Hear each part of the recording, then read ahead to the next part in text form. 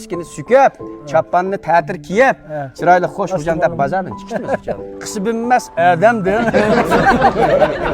Qaytaman. Mertki mertlik qılar her kişi. Namertki mertlik qılar er kişi. Sayısı yok, bostandan bayava yaxshiroq. Qisi bilmas odamdan hayva yaxshiroq. Mana bu Hozirgi jamiyat gaplig'ina keldik kaptulga.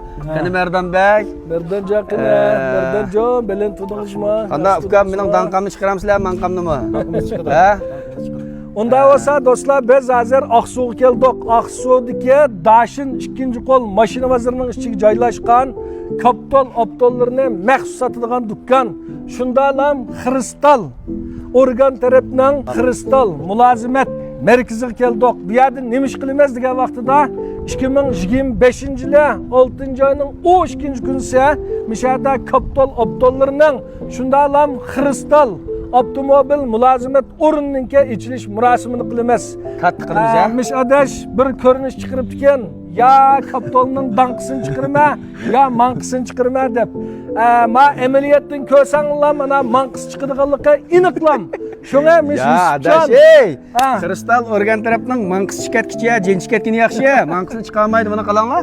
8-10 odam ishlayotdi, tish salomatchilik bo'lib qolsa 6-oyning 12-kunisi echilish murosimini Ravrus dag'dug'liq katta joyda qilamisak, o'chaq aslama viskini sükep, çappanını ta'tir kiyip, chiroyli xo'sh bo'lgan deb bozordan chiqishimiz uchun. Boshqa ish yo'q.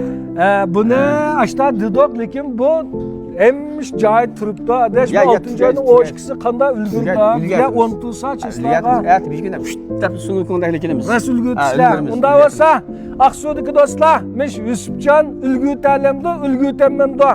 Hammanglar bir yozib qo'yinglar. Manqischiqamdan danqischiqam deysizlar.